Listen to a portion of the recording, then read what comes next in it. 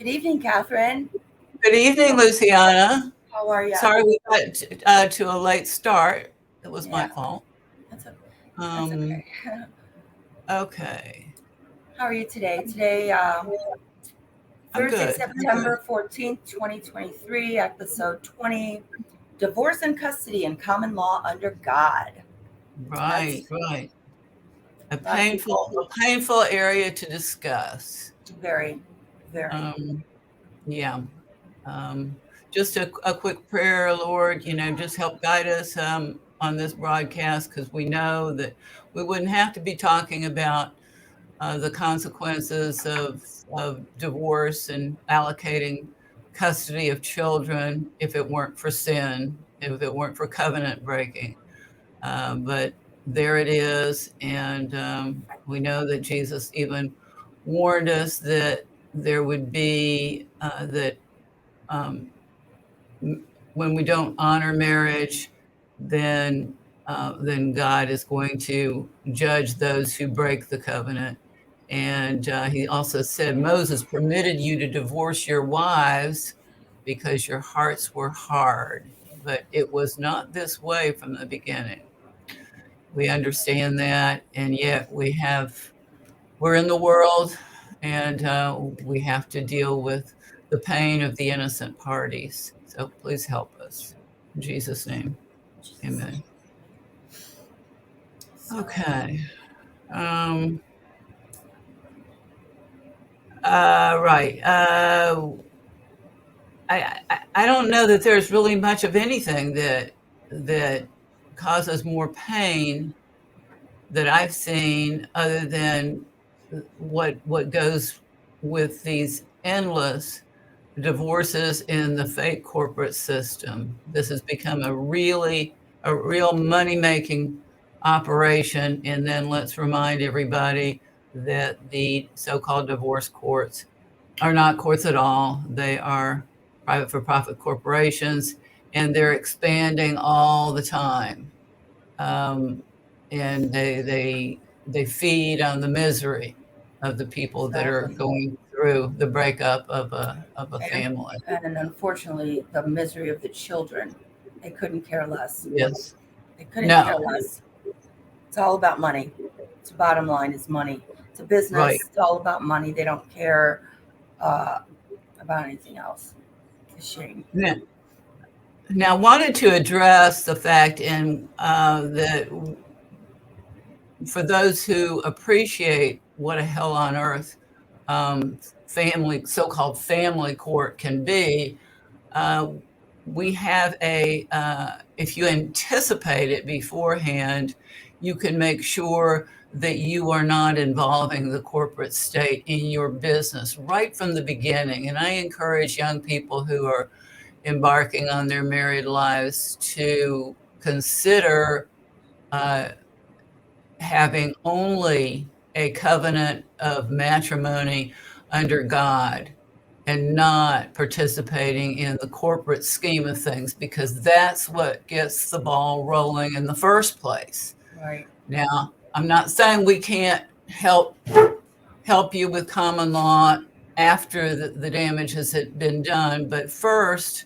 you have to extract yourselves from the dens of iniquity. You can't, and we've been warned about this in the Bible, do not take your disputes to those who worship Satan and his minions, the, and expect anything good to happen from that.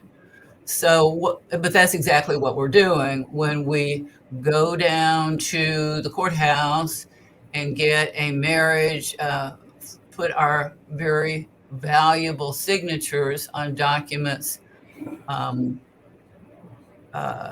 requesting that the corporate state grant us the permission to be married. Um, and I think we can actually, um, if you can pull up the link I sent you, or the attachment I sent you Okay. um, on rescission of marriage contract um, info. And The notice rescinding the marriage license. it was that last email that. Yeah, I know. But is the document the notice that's rescinding the marriage license and rebutting the legal Marriage presumption? license info. Okay. It was a document, right? Not a link? Right. It was a document that was attached. All right. Yes. And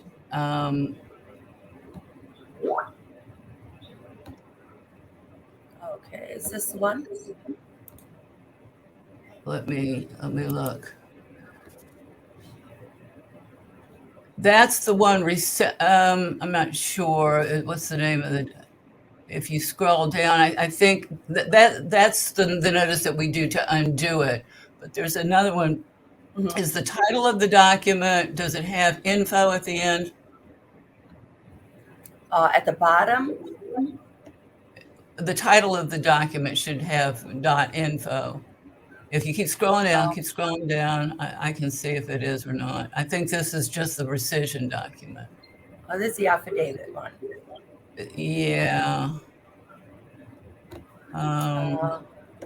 Then there's the parents portray and parents versus non-parents. Wait a minute. Let's stay with this. This one, the parent versus non-parent? No. Let me go back to the file. It was this. Let's see which attachment it was. It was the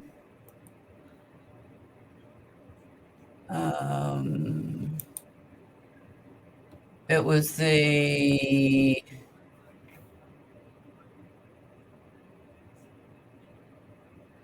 first attachment. It was the very first attachment.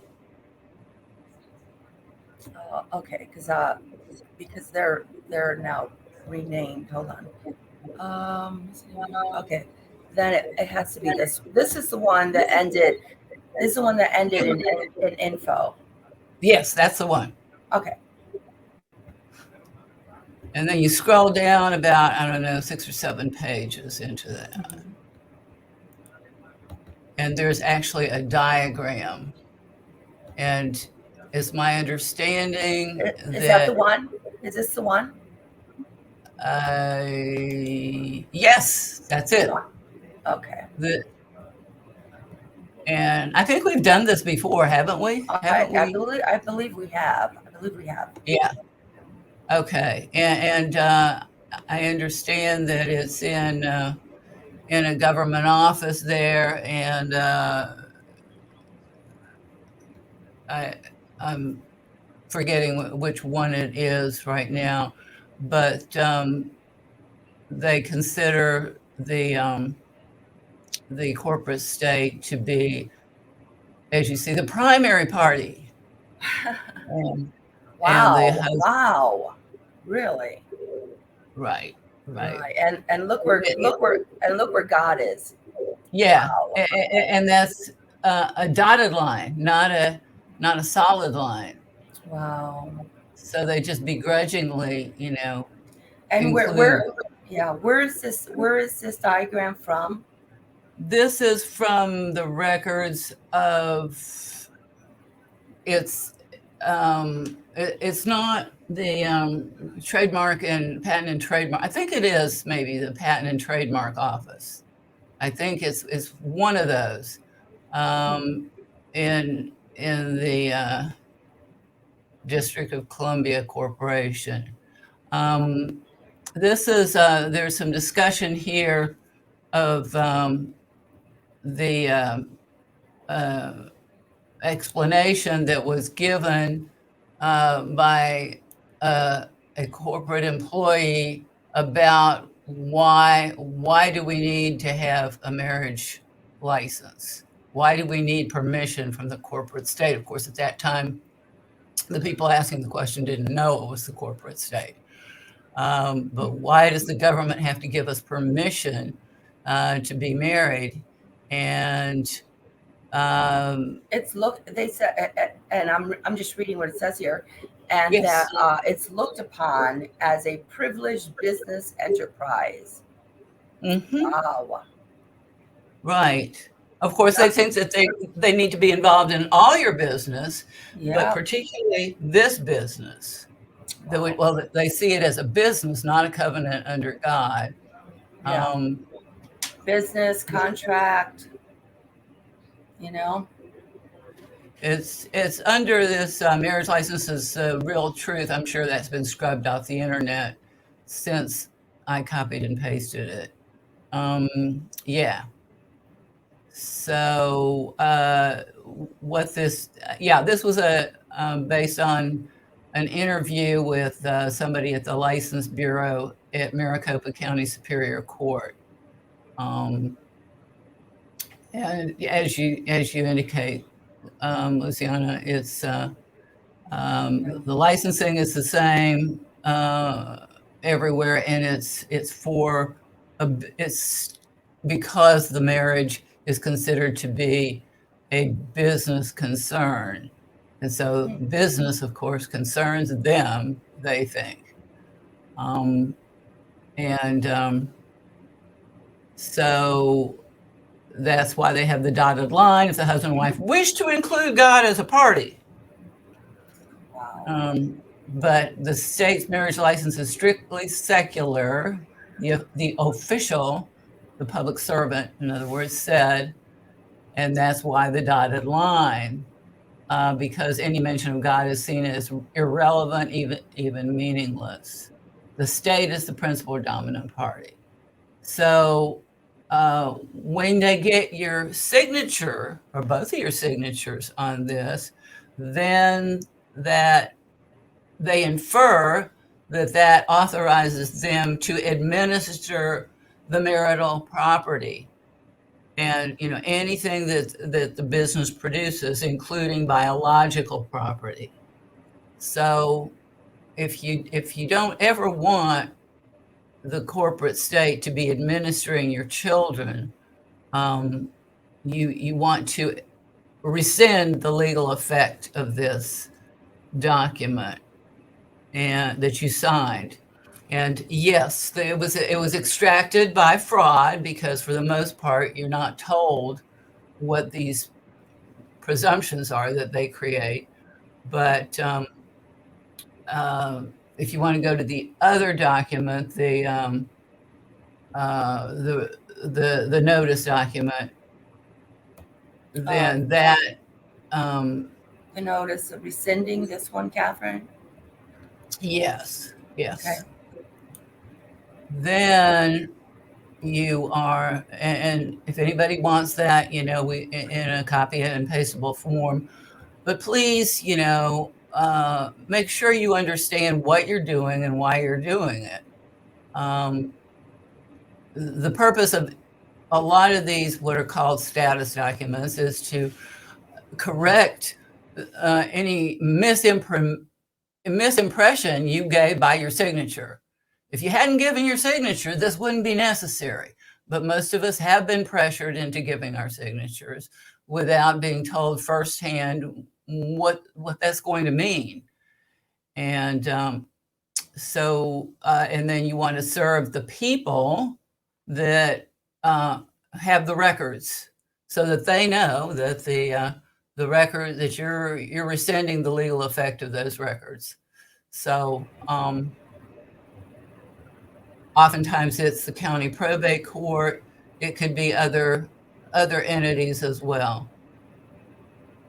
And once you do that, of course, you keep your original, and then you will always have proof in case the other party or anybody else, CPS, for example, attempts to throw their weight around and claim that they can tell you how to raise your children. They can tell you what you can do with your marital property. They can tell you what you own and what you don't own. This can prevent that from happening. Now, it doesn't mean that you're not married anymore. You're still, if you enter into the sacred covenant of matrimony, we call it matrimony in common law.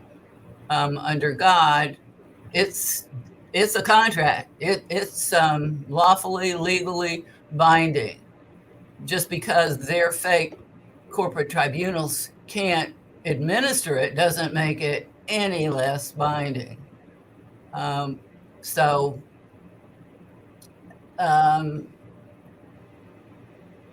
yeah, in Ohio, there are other places that may have copies. You don't have to necessarily get all of them. Yeah, I was right. It was the U.S. Patent and Trademark Office. Yeah. And of course, like all documents all notices in common law, we serve people because we don't recognize their legal fictions. So that's something to keep in mind when you do any documents, including this one. So that's a way to be proactive if you're a young couple just starting out. Don't start out on the wrong foot and get yourself tangled up with the fake corporate system, because they will, they and their affiliates and subsidiary corporations will, reach in and try and tell you what to do. So if there is a dispute, if there is a breach, I should say, of this covenant, that's a very serious offense against God as well as against the other party. And now, before I get to that, so what do you do to make some sort of a record that you are in fact married? It's not essential. A contract is still a contract, even if it's oral. It would be a good idea to have two people, and there is a certificate of marriage or certificate of matrimony that you can prepare yourselves and have your witnesses sign, and then you can record it in your family Bible. And there are other ways you can create, a solemn record of what you've done to lend some respect to God, along with the sacred vows that you take to one another and to God. Now, if there's a breach, it's really, there are all kinds of grounds in the corporate system, and they pretty much eliminated any fault at all in allowing people to leave their marriage contracts. You can dissolve that marriage, just as easily as changing clothes. Well, if both parties are in agreement and there's no children, it's relatively easy. But then, it can get very difficult very fast too, especially when you get attorneys involved. So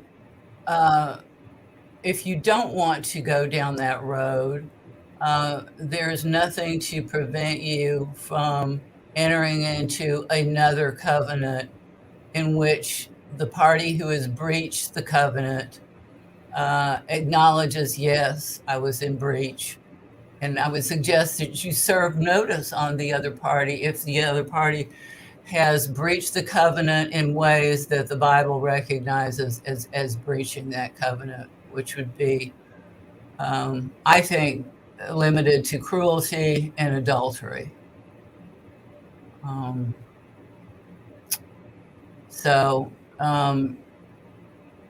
In any case, you can then, and people do this anyway. They're told, well, just because you agree that, this is how we're going to dispose of our property. This is how we're going to resolve contact with the children after we end this marriage. They're told that has no validity. And of course they want you to believe that. But of course it has the validity of a contract, of a covenant. I'm not so sure how godly it is at that point, because one of the parties has breached in pretty serious ways. But at least it resolves the matter. You've got a contract that both parties ought to live up to. And if they don't live up to it, then you've got at least a document. It could be done orally, but it's better if you have a formal document that you both sign. This is how we're going to resolve matters between us, and you can even provide for in the future, if this happens, then we will do this and this and this. If you can resolve that, it's bad enough that you're ending this relationship that was sanctified by God, but don't make it worse by then ending it and then dishonoring the way you've ended it. At least try and preserve some sort of honor. But people are what they are, and ending a marriage is not something that is easily decided on. I don't think, by most people. I did a lot of divorce work over my 40-some years in the business, and for the most part, I found people really agonize a lot over it before deciding, and the reasons for, oftentimes the reasons were extreme cruelty, often physical cruelty, and adultery. I found a lot of people would even put up with a certain amount of adultery, which the Bible does not require you to do. In any case, if you have, and in the corporate world, they'll call it a separation agreement. The agreement you enter into with your husband or your wife is deserving of enforcement anywhere, regardless of what is said. Now they will claim, well, you can't resolve custody matters because we own that child. Now they're not really going to be able to say they own that child if you haven't given them an ownership interest by signing that application for marriage license. That's what gets you down the road. You can also get into being presumed to have subjected yourself and your children to the profit-induced motives of the corporation by filing. That's why we always tell you, don't file in their system. You're inviting them in when you do that. You're invoking their non-existent jurisdiction as if it were real, but you invoke it, and if the other party doesn't know enough to say, wait a minute, that's not lawful, and the corporate state does not have authority, but that has to be done in the right way, and most people don't know the right way. If you tell the corporate state you don't have authority, the corporate state will ignore you. And that goes for the corporate so-called family court. They will ignore the fact that they don't have any subject matter jurisdiction, because they don't have any subject matter jurisdiction to even decide whether they have subject matter jurisdiction. So they don't decide it. They ignore you. And what we do is we do the notice process with the people involved, the so-called divorce judge, who's not really a judge, the people involved, the guardian ad litem and the court clerk and this official and that official, and the magistrates and the counselors and the psychiatrists and all of that. It's a whole industry. They get them all involved. It's one huge corporation there. Nice big Right. organized crime is what it is. Nice and Mhm. nice and organized to benefit each and every one of their buddies. Absolutely. Now, you're probably not even going to be able to name them all, but Exactly. if you can get the main ones, and I like to also name the man or woman acting as sheriff or police chief because they are private security for the Black Robed Wonders and their underlings. So you want to make sure you can't name everybody, but if you've named the major players in their corporate structure, and with your notice, you indicate that it's the notice to them is also notice to their underlings, and it's notice to their affiliates and their superiors. You've covered a lot of bases, and as long as you don't file it, um, you follow the 3 notice process, which we have gone into in our episode 1, I think episodes 1 and 2.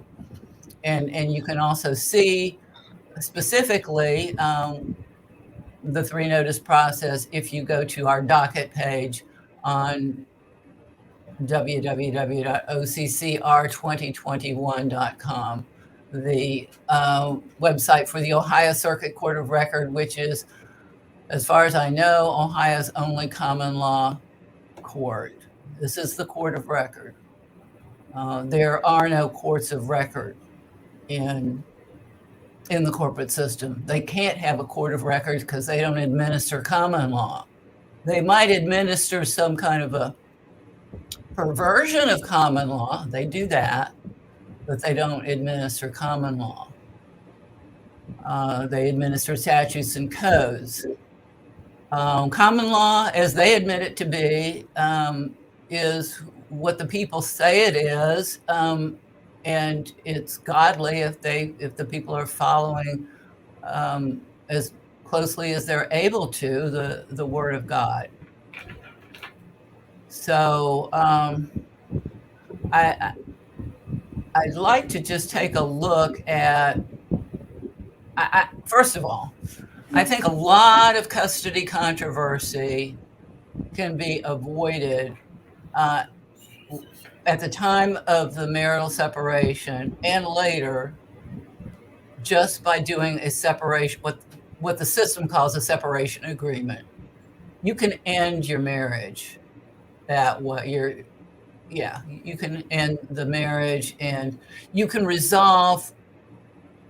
Well, you're not ending the state of matrimony unless there's been adultery. And I do believe under biblical principles, if there's been adultery, it's admitted to, and nobody likes to admit to it, but then I believe that according to biblical principles, a common law court of record would have the authority to actually end your marriage. But you can certainly enter into an agreement that that's what your intent is to do, and this is how the property will be divided, and this is how the children will be taken care of. I don't think it's real difficult to decide how property ought to be divided, and yet I've seen the corporate system drag this process out for up to 10 years and longer sometimes, for no real reason. I used to always think, a couple of really smart third graders could probably resolve property division with any given couple. It's just a matter of, deciding what was accumulated during the marriage, what did each party have that's separate, like it's usually through inheritance. Did it, and then you divide it, 50-50.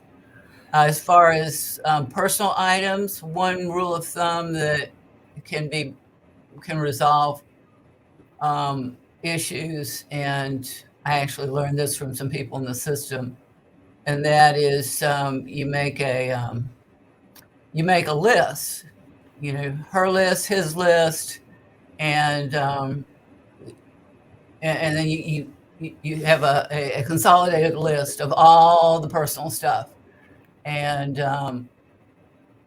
you might want to take some things off of there. His golf clubs probably shouldn't go to her. Um, uh, you know, her makeup and lingerie should probably not go to him.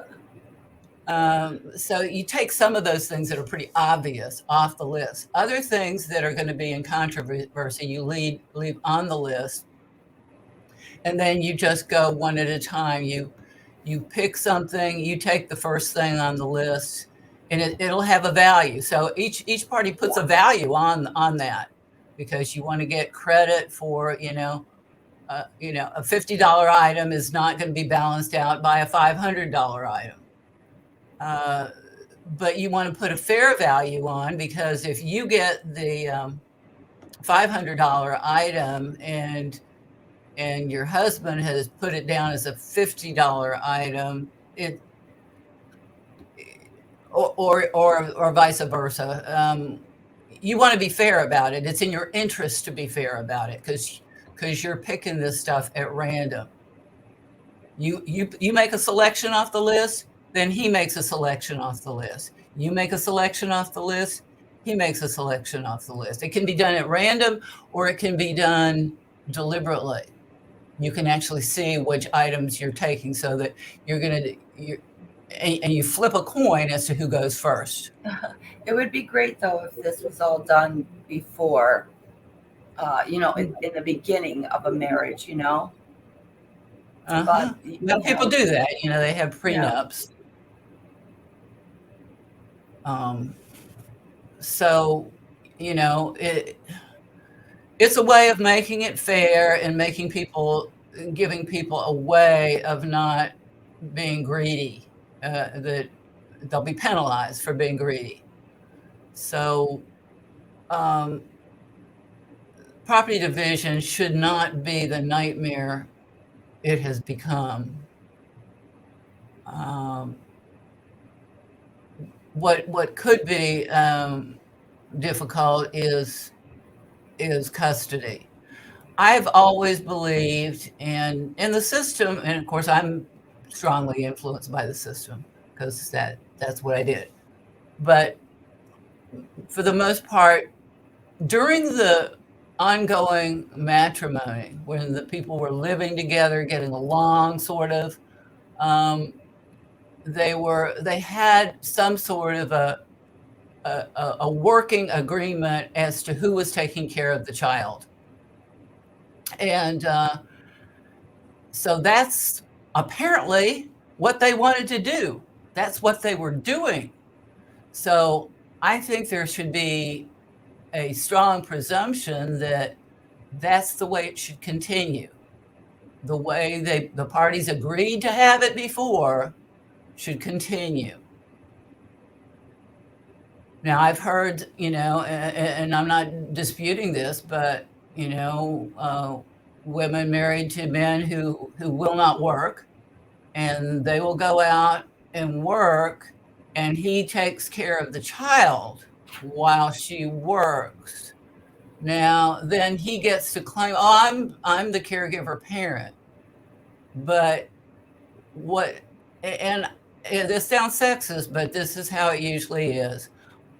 Instead of taking care of the child, what he's doing is playing video games, and sometimes even hiring a babysitter so he can go do other stuff.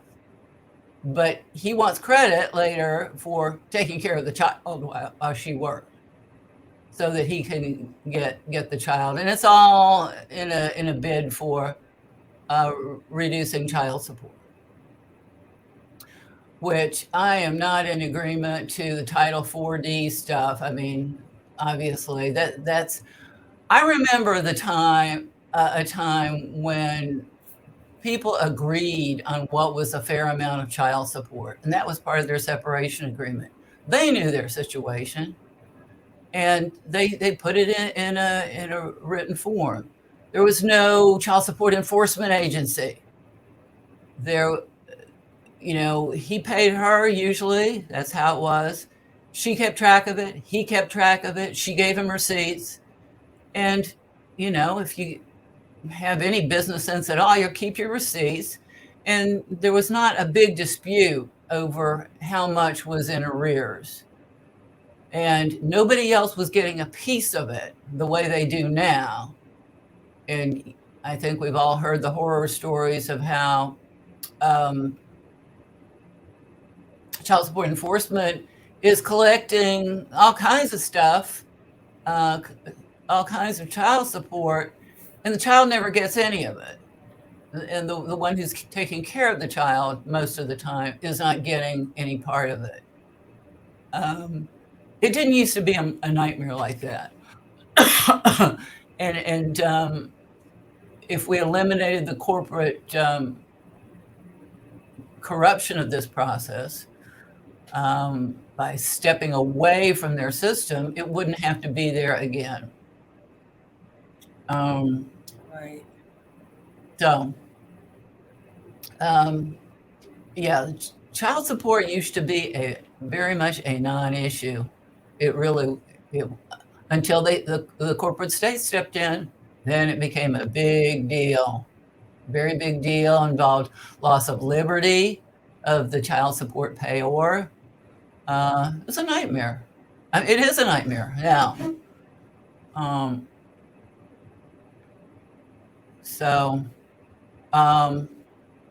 now the custody itself, and most of the time you're not going to have these disputes if you do the things that we just have been going over. If you are proactive and you don't get the corporate state involved at all, and you give your very best shot at creating an agreement between you and your spouse that this time you take seriously and actually intend to live by, you're going to have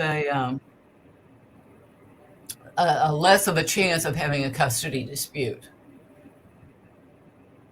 Now, this could be different if the whole reason for the termination of the marriage is the cruelty was inflicted on the child. The cruelty was inflicted on the child, and that's why, let's say, she's leaving. Now, I don't mean to always make it her, but it usually is. But I will say, and I've seen this, where the two people, they came into my office and they had agreed on everything, and he was going to get custody of a little girl. She was maybe 3 years old. They brought her with him, and mom was just sitting there. He had the diaper bag, and he had the bottles, and he had everything. And then I remember it was just so unusual. It was so unusual. A little girl had to go to the bathroom, and mom wasn't going to take her. Dad took her. It was expected. Dad was going to take her to the bathroom. That's what happened. And when they went, I asked her, "Are you sure you want to do this? Is this?" "Oh yeah, he's great with her. He's much better with her than I am, and this is what we want to do." Okay. So I'm aware that the better parent is not always mom. But as one so-called judge used to say, you don't see the calf running after the bull in the farmyard. You don't see the what, Catherine? You don't see the calf running after the bull in the farmyard. Yeah. Not usually.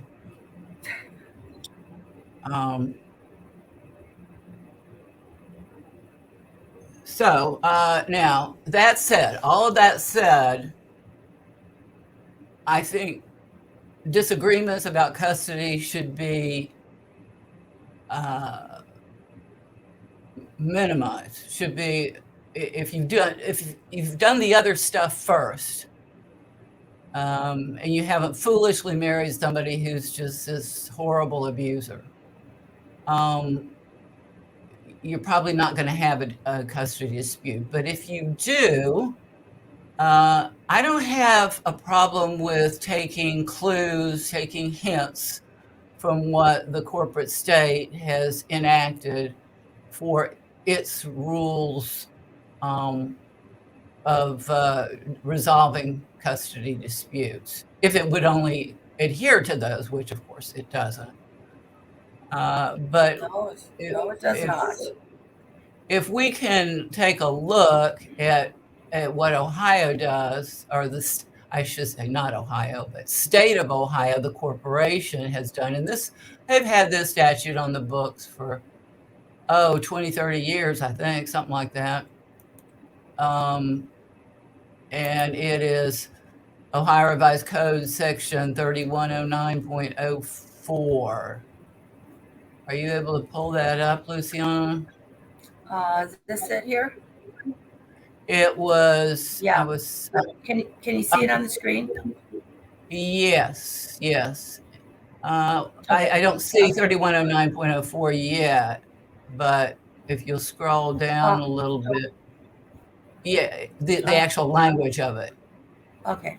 It's further down.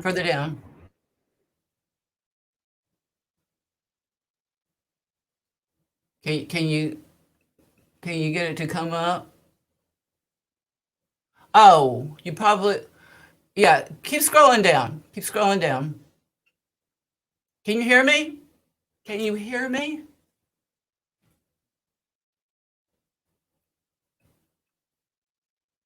I can't hear you anymore. Catherine? Oh, there you are. All right. Okay. Did I go too far?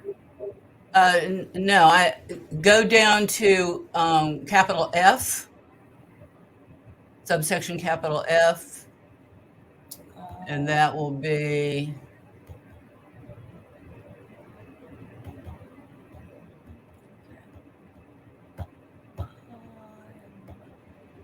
let's see. Oh boy, I think okay.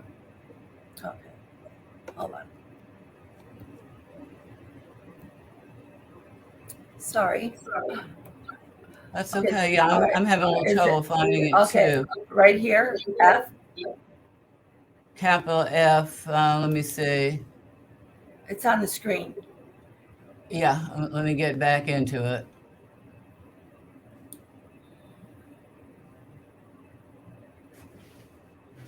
In determining the best interest of a child? Yes, that's it. Okay. I can't read it real well, but let's see. I'll try to make it bigger. Hold on. Sorry. Okay, I found it on a screen I can actually read, but yeah, if you can make it bigger, I think it could be more visible to people. So they've got a whole laundry list of factors going from small a to small f. Oh no, going through small a through J. Okay, there we go. These are all the factors that should be taken into account in decide where the husband and wife cannot decide who is going to have the various responsibilities for the child. And let's say, I don't know how this would ever come up. If you're paying attention to the principle, keep doing it the way you've been doing it. You agreed on it before, you can continue agreeing on it. So this really shouldn't come up. But if it does, these are the factors. Can you hear me? Because I can't hear you.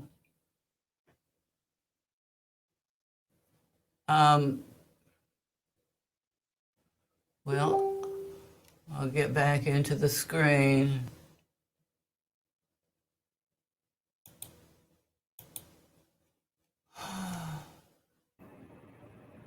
Okay, now I can hear you. I was just going to say, these statutes and codes here, the courts don't even abide by their own statutes and codes. That I know for a fact. No, they do not. No, They couldn't care less about what the Ohio statutes and codes say when it comes to juvenile court. They do not care. They do not care. Right. Now, these actually technically are for divorce cases. The principles are supposed to be used in juvenile proceedings also. Yeah. But the factors, are supposed to be, and I don't know that they're in particular order, what the parents wish. And obviously, if the parents had a certain wish, they should have already implemented that wish in an agreement of their own. So that's not much of a factor. Then there's part B. If the court has interviewed the child in chambers, yeah. Well, that's a possibility. I've seen it in action in their system, and that does not work too well. Common law presumed that children under 7 were incompetent to testify. Between ages 7 and 14, there was no presumption one way or the other. You would ask them questions to see if they understood the importance of telling the truth. And children over the age of 14 were presumed to be competent to testify. This little chit-chat session with the friendly man in the black robe is off the record and really doesn't have any evidentiary value that I can see. I remember in particular a child of friends of mine who had very strong opinions. She was 12 and a good student. She went in to the magistrate's office, told him exactly what she wanted and what she did not want, and the magistrate came out and did the opposite. She was furious. That's not what I told him. And he was parroting, she's concerned about this and she's concerned about that and blah, blah, blah. Oh, she was furious. And of course, in their system, there's not much you can do because they've got this little secret session. Oh, it's to protect the child so that the child won't be embarrassed in front of the parents. Usually a child with really strong opinions is going to be okay with telling both parents what she wants or he wants. But a lot of times they're not, and that's a problem. Well, these judges, that's a bunch of bull crap because these judges now, they make their own laws. They do what they want in those demonic rooms they call courts. And we hear stories where judges are putting kids behind bars because they don't want to go with their father because their father's abusive and they're afraid. And the judges force it. So no, the judges don't abide by what the child wants ever. Yeah. Ever. No. They're about not if it conflicts with the corporate bottom line. Yeah, it's all. And generally, it's going to conflict. The best interest of the child is going to conflict with the profit motive of the corporation posing as a court every time, because it's in the interest of the fake court to. It's in their profit interest to generate as much controversy as possible. And what better way of generating controversy than to put children with the worst parent? That's what makes dollars and cents for the corporate so-called court. Okay, I'm not hearing the something wrong with the sound.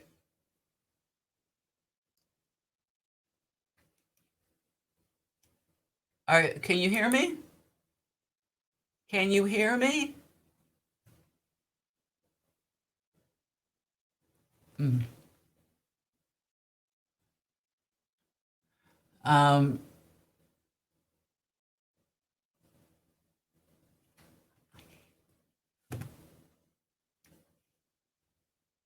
the corporate system, this is Keith. In the corporate system, one party can fill out the divorce forms by checking a box. Yeah.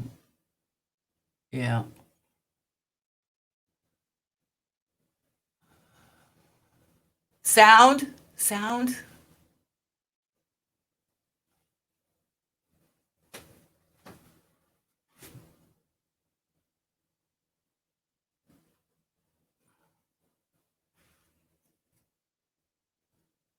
Can you hear me?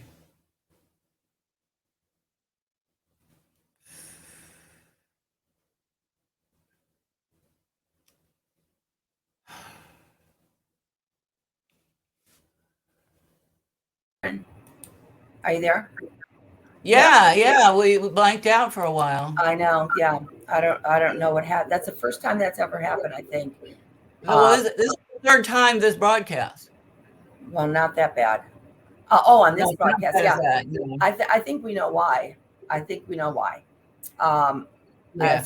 as we all know, uh, God has a heart for the children. His heart is for the children. His heart is for the family. So what better way for Satan to get to God and have a laugh, but to mess with God's family and God's children. So of course, this would be the broadcast where we're getting interference and all kinds of stuff. But we're going to keep pushing forward, right, Catherine? Absolutely. Absolutely. So let me get back on track with the statute. Okay. The version I can see best. We're going to get through all their factors, and because I want people to know why it's a bunch of nonsense. Yeah. Okay. Not all of them. They may have their roles in common law courts. The people on common law courts are free to adopt whatever they like of the corporate system, statutes, codes, constitutions, Magna Carta, whatever they like, because the people are the supreme deciders of what the law is on planet Earth. And that's been admitted by the bad guys. Chisholm versus Georgia, 1793, United States Supreme Court decision. All right, back to the statute on what they say are factors to be considered for deciding custody. The child's interaction and relationships with parents, siblings, any other person. Okay. D, the child's adjustment to the child's home, school, and community. They don't care. They don't care. These judges, guardian items, they do not care about these codes, Catherine. I can tell you. I know they don't. I know. This experience. It's disgusting. I know that too. I'm just saying this is what they wrote down, and they, of course, are free to ignore it. They can write down a lot of stuff that sounds like a pretty good idea, and if they don't follow it, is worthless in their system. But that doesn't mean that we, the people, can't use. We can cherry pick the few good ideas they have, and I don't think there's anything wrong with that. Even Satan tells the truth. Every now and then. Yeah. And they would work, and it would work. I mean, they would work if they were followed by these criminal black robed, whatever you want to call them. But right. They don't follow their own. They break these codes. These judges break these codes and statutes every day in every courtroom all the time. Absolutely. We have tons of proof, tons of evidence, tons of documentation of it. And guess what? The Supreme Court, who is there over them, does not care. Does not care. That's their parent corporation. Exactly. Yeah. They're cheering them on. You're making money for us. Exactly. Mm-hmm. Sorry, but it's just so disgusting. It's beyond words. Judges should be should be held to a higher standard as far as following these codes and rules that they impose on others, and fine others for violating the codes. I mean, you violate a code, you violate one of their codes, right? And go 5 miles over the limit, they can literally fine you, charge you hundreds of dollars. And if you fight it, and they can throw you in jail, do what they want over that. But a judge who should be uh, representing what we should be doing, supposedly, these judges stomp on every single code there is, to the point of kidnapping your children and breaking codes and statutes to do it. And guess what? They don't pay a fee. They don't pay a fine. Nothing happens to them.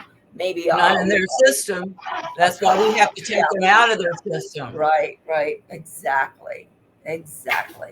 And they admit we're authorized to do that, because they never have an answer for any of the accusations we have put in our notices. And I get it that they have contempt for us, and they're just way too good to respond. But, in their system, they're required to respond, whether it be their Uniform Commercial Code, their Roman civil law, and their statutes and codes. They are required to, silence may not always be acceptance, but if under the circumstances, to be silent, they have an expression in their Roman civil law that he who does not deny admits. And they know that. Wouldn't you think, if you were being served with formal notices that you committed the crime of kidnapping, common law crime, I'm not talking about their little statutory offenses, the common law crime of murder, you committed the common law crime of theft, and this is how you did it, and these are the facts, and you were innocent, and you were told, we're going to serve this on you 3 times, you got 3 chances to deny it, and if not, we're going to enter a judgment against you, even if you don't like us, and you think that what we're doing is nonsense. Wouldn't you say something? Yeah, especially when you're being accused of a federal crime. Well, it's not a federal. They only have offenses. It's a crime under God. It's a crime against humanity. Right. Crimes against innocent children, defenseless children, and the elderly. Yeah, it's disgusting. Okay, then the child's adjustment to the child's home, school, community, the mental and physical health of all persons involved in the situation. This is your last tip, that none of this stuff is for people. It's for legal fiction persons involved in the situation. So we could adapt it. We can adapt anything we want to promote the interests of justice. So, and then the big one that they do like to pay attention to this, the parent more likely to honor. They use the term parent. Parent is not the same as mother and father. They don't use the term mother and father. They use the term parent. The parent more likely to honor and facilitate court-appointed parenting time rights or visitation and companionship rights. They definitely don't care about that one either. No. Catherine, the truth is they purposely go against these things. They put them with the parent that is less likely to honor or facilitate anything with another parent, because that way the other parent who's fighting so hard to see their child has to keep filing in their corrupt system and coming through those never-ending doors. The more they get them coming through those doors, the more money they make every time they go through those doors. So if everything's hunky-dory and the judge makes everything work for everyone, then guess what? The money ends for that judge. The money ends for the court, for the counselors, for the psychiatrist, for the guardian ad litem. Well, God forbid They got to get paid. So they got to bring these parents back in. How are they going to do it? They're going to not abide by any of this. They're going to put them with the parent that's not likely to facilitate visitation with the other parent. Unless this is the one they sometimes pay attention to. Let's say it's a Sunday night and child comes back from a visitation screaming and crying with a bloody diaper. Okay, what do? The next visitation is scheduled for Wednesday, let's say. You can send that child back. You going to have time to change the order? Probably not. So this one is going to be used against the parent that does not send the child because they know that that would endanger the child. So sometimes they will use that. That and their so-called contempt power. Well, the contempt power is a power that belongs to a sovereign, a true court.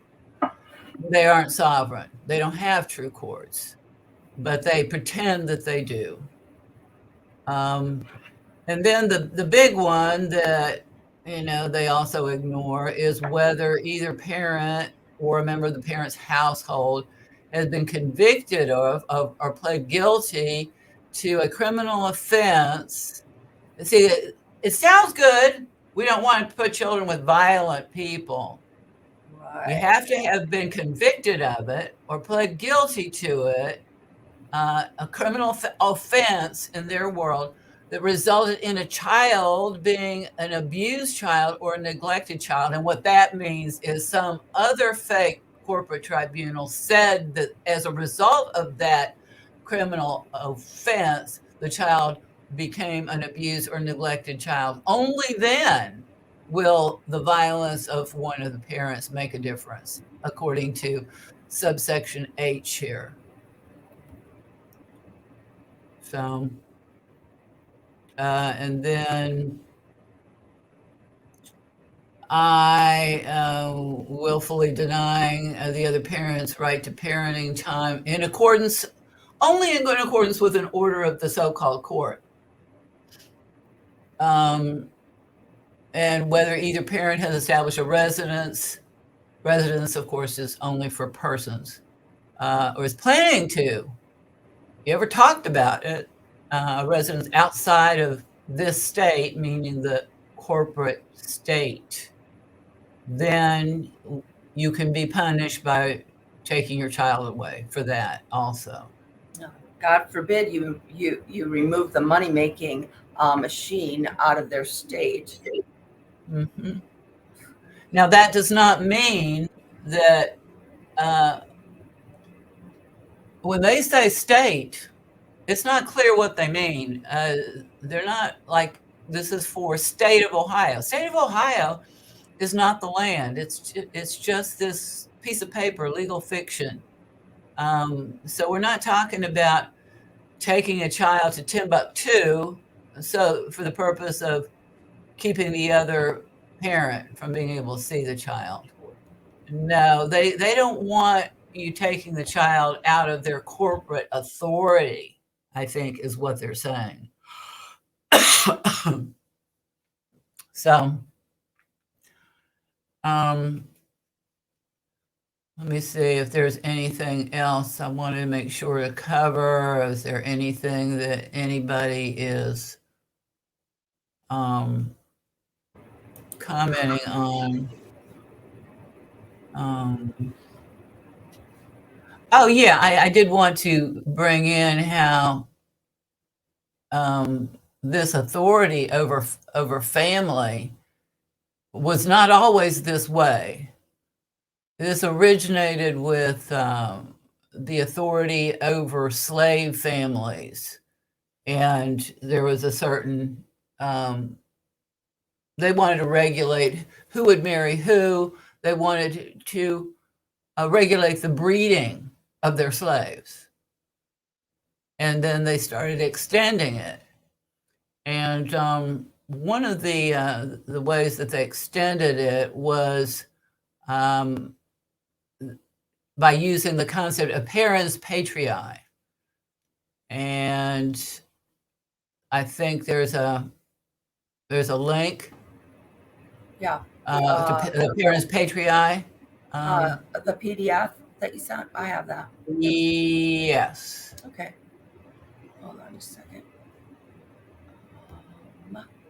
Okay, here we go.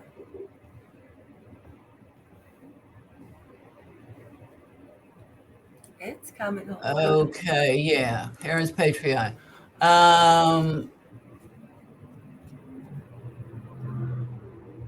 That was never in the Constitution, that the corporate state or whatever, they weren't calling it ever a corporate state, but there was a case in their system called Prince versus Massachusetts, got to the United States Supreme Court. It was based on a parent who's a Jehovah's Witness, and she and her child would go and distribute pamphlets about their faith. And, she was the mother, no indication that she was not a good mom.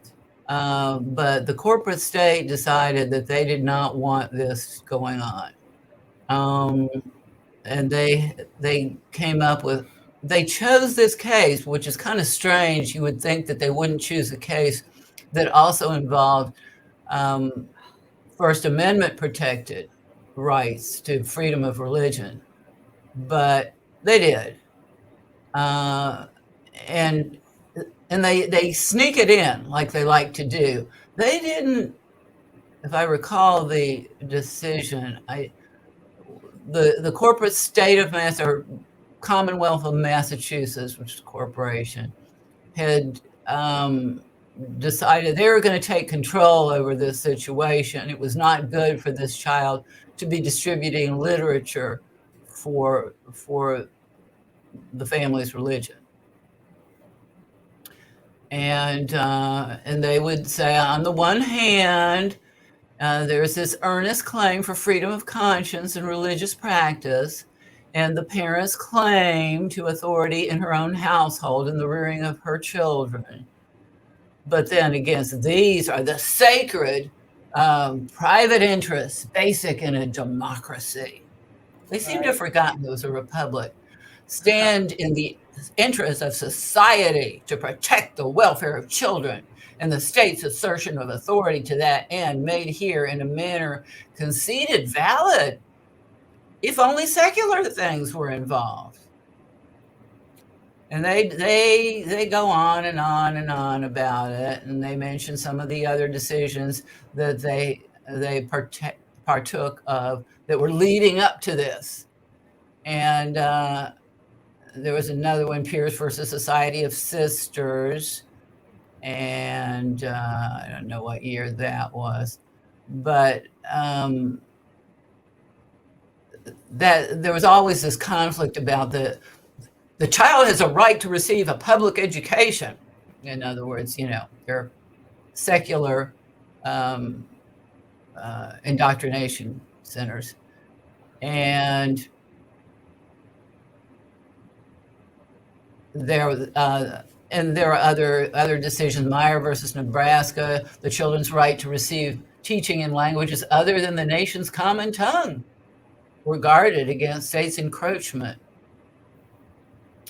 And they they'll periodically say that we agree, that the custody, care, and nurture of the child the right to it resides first in the parents, whose primary function and freedom include preparation for the obligations that the state can neither supply nor hinder. But you bet if they could, they would.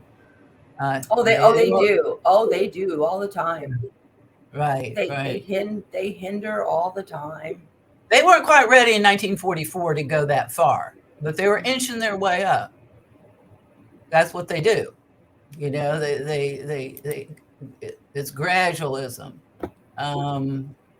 So the state's interest in the general and in the youth's well-being is they're calling it parens patriae, which means the parent of the country, really.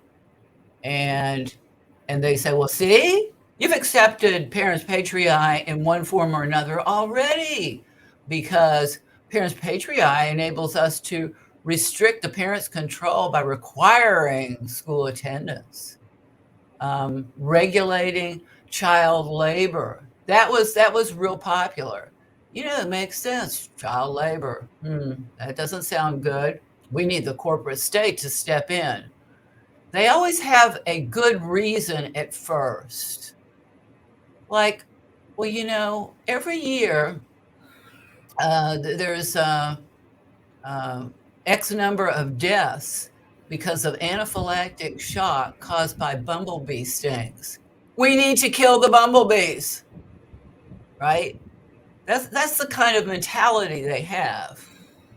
They'll think of something that, they'll dream up some problem. This is, the problem. Reaction, we're going to step in and prohibit something, punish something, under the doctrine of parens patriae, and then we're going to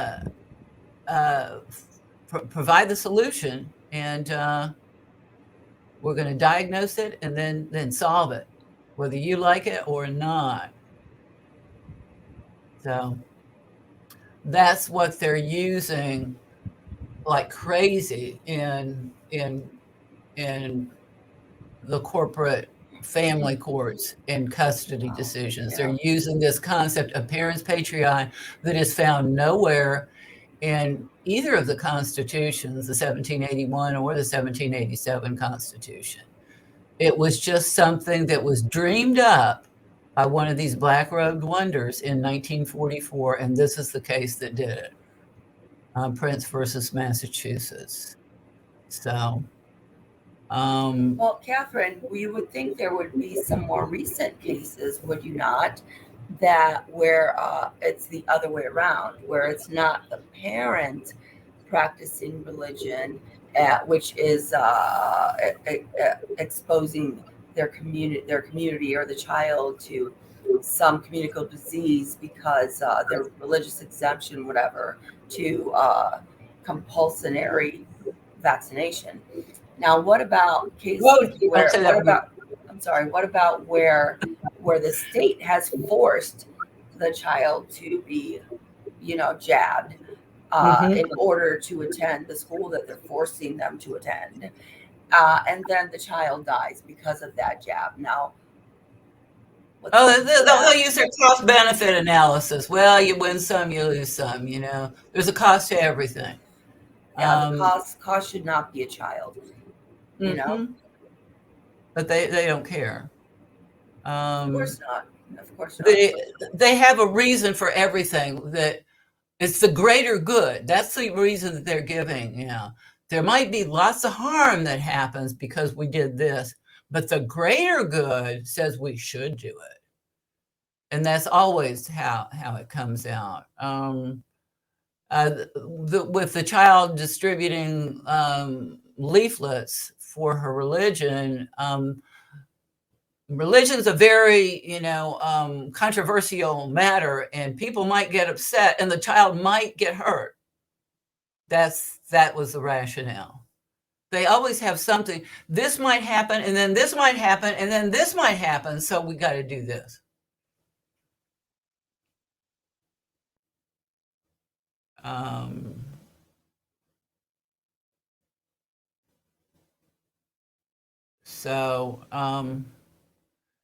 Yeah, that's one of the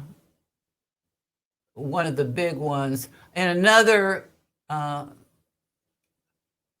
we be heard?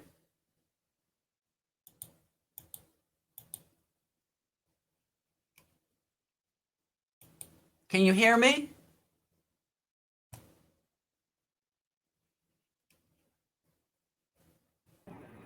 This is really bad. Oh, yeah, here we go. Spiritual warfare. That's what I was telling Keith, Right. That's what this is, live. We've never had these type of issues, but this subject, of course. Yeah, yeah. I wonder. Yeah. Yeah. The I haven't lost my train of thought yet, though. The other so-called judge-made law that isn't law, is the police power, and that's the power that supposedly the corporate state has to regulate the public's health, and morals, health, safety, and morals, and which is pretty outrageous, considering that these people are hardly the bastions of morality that should be regulating anybody's morals or anybody's health, or anybody's safety, considering that they're always attacking those. So we, the people, are going to have to, and we have in Ohio, we have to take on the mandate that God gave us in Genesis 1:26, to take control, to start governing the planet, to start being good stewards of his creation, and not turning it all over to satanic influences, as we have done. And those influences seemed reasonable for a while, and little by little by little, we see that they have chipped away at our basic rights, our basic sense of right and wrong. Yeah. So let me see if there's anything else anybody want to add to what we're dealing with, custody and divorce. I know that you had the PDF you wanted to share about parent versus non-parent. Did you want to show that? Right. Let's do that, because that can happen, and I've seen even when there is a divorce, one of their corporate divorce matters, I have seen the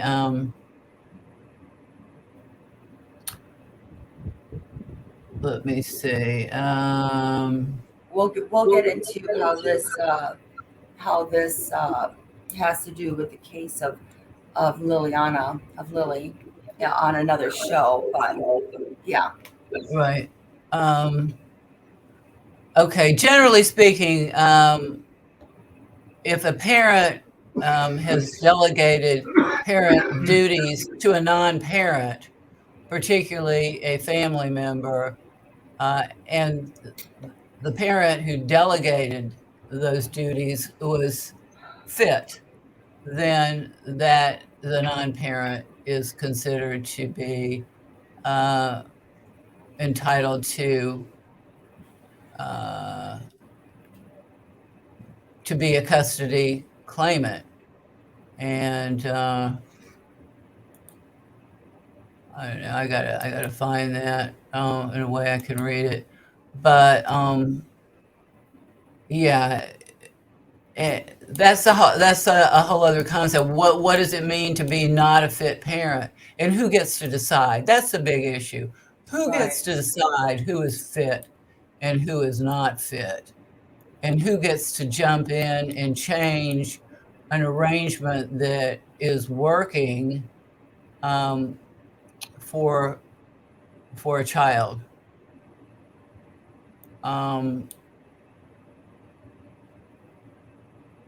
You give me the name of that file. Sorry. Oh, hold on a second. Can you see it on the screen, Catherine? Let me see. Parent versus non-parent. Yeah, the first part is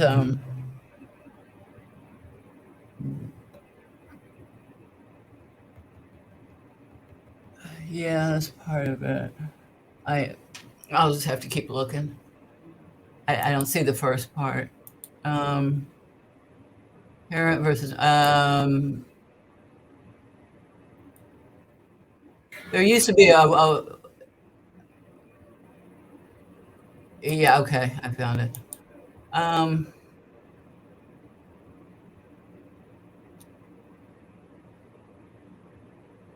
Okay, the basic rule about parents versus non-parents. Ohio Supreme Court, so-called, in 1877 started talking about this stuff and said that parents who are suitable, whatever they meant, had a paramount right to the custody of their children, unless they forfeited that right somehow or other, and that it was not really clear how they would do that. That's how they started developing the concept of being fit or not being fit. You had to be non-fit to lose custody to a non-parent.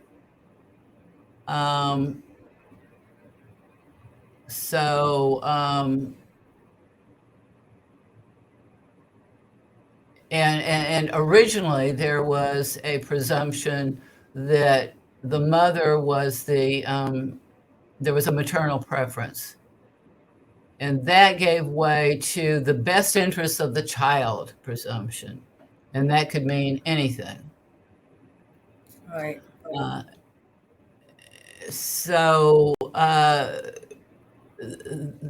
That introduces a whole lot of other controversy, deciding when a parent is a suitable parent, a fit parent. Suitable means fit, I guess, in their world. And it's as handy a definition as you can get, I guess. There was another prominent decision in their world that struck down forced visitations by a grandparent in Troxel. I don't know the full, that was the grandparent visitation case. And that was where you had two fit parents who had their own, arrangement. And in their arrangement, they didn't want these particular grandparents to be in their children's lives. They might not have agreed on living together, but they agreed they didn't want these grandparents to be involved. But there was a mandatory corporate statute that forced the grandparents to force the parents to surrender the children to a non-parent. You don't do that to fit parents. But if you have a situation where there's not fit parents, and that can happen for a lot of reasons, then, you can talk about these rules all you want, but you really have to look at what have the people done? How have they behaved? Where, who trusted whom to parent the child? And, if somebody trusts someone to parent the child who isn't trustworthy, that reflects on them. But on both the one that's untrustworthy and the one that entrusts the child to, you don't entrust your child to a drug dealer. You don't entrust your child to a pedophile. And if you do, that would certainly call into question the parents' fitness. Now, sometimes parents don't know that. And, there's just a million factors that can play into it. But generally the rule is that a fit parent can authorize another fit relative to take care of the child. And you see that. You see biological parents parent their child part of the time, and a grandparent parent the child part of the time. So it's it might not be ideal. I mean, if the ideal situation is the parents got married and stayed together and raised the child. That would be ideal. But Here's a big lie, Catherine. Similarly, Ohio law severely limits the circumstances under which the state may deny parents custody of their child. That's a bunch of crap. No corporation should have any say so at all about how people raise their children. Now, unless the child is being harmed,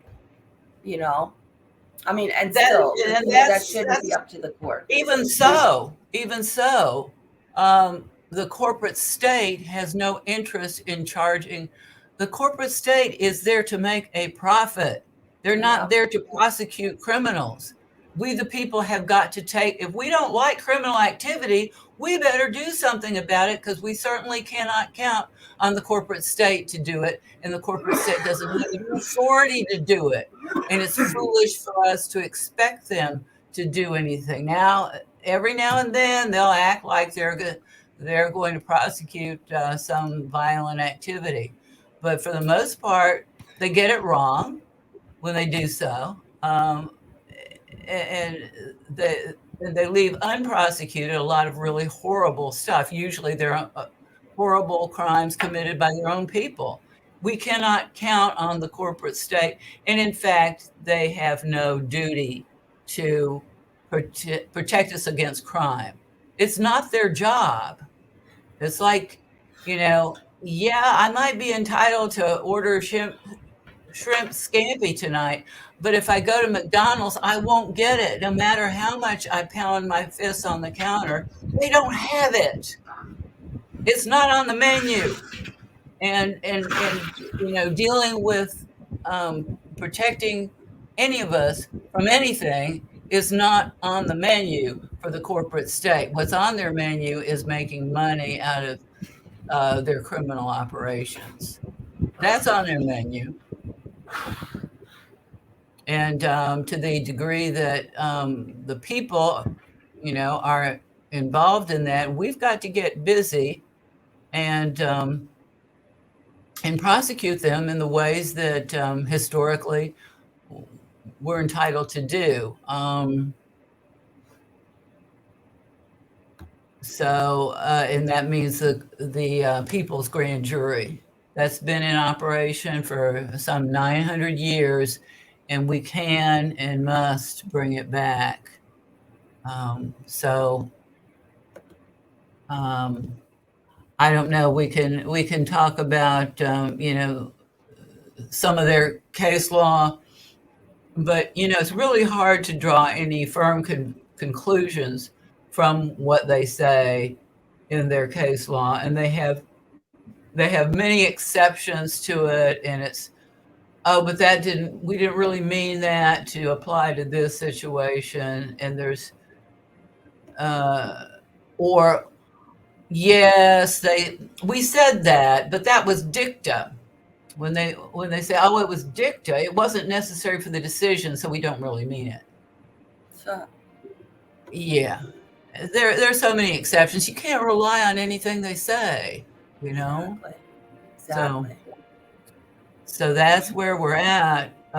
We cannot, they pose as our public servants, or they once did, and yet we can't trust them to do anything except rob us blind and commit crimes against us and our children.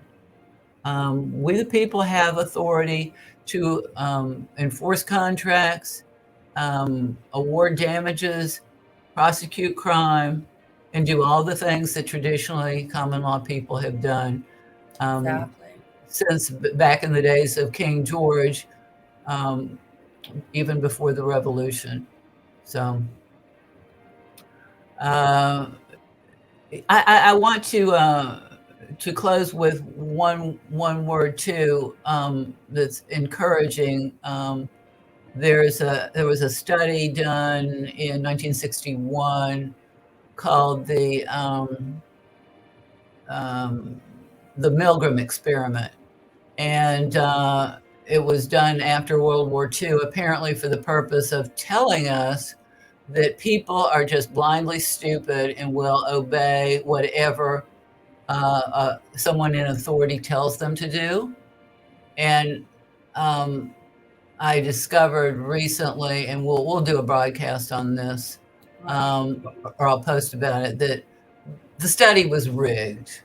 Okay, that isn't the case. People are not that stupid, and they're not that obedient.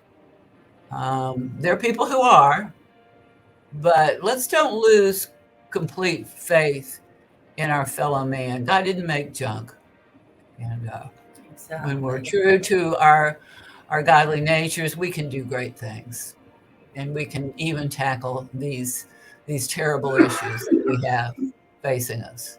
We have to.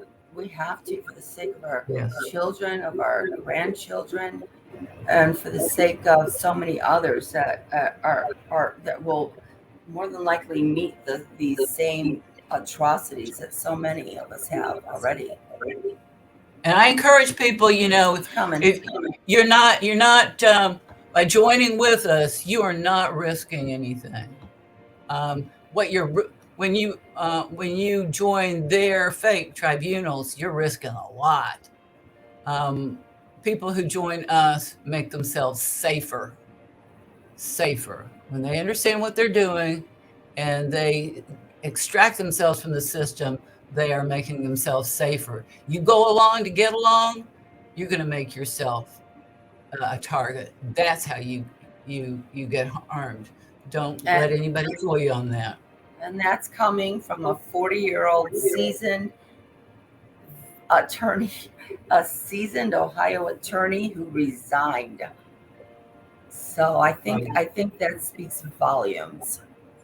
Yeah. Thank you, Catherine. Okay, thanks, Luciana. We'll see y'all next week. All right, sounds good. God bless you all.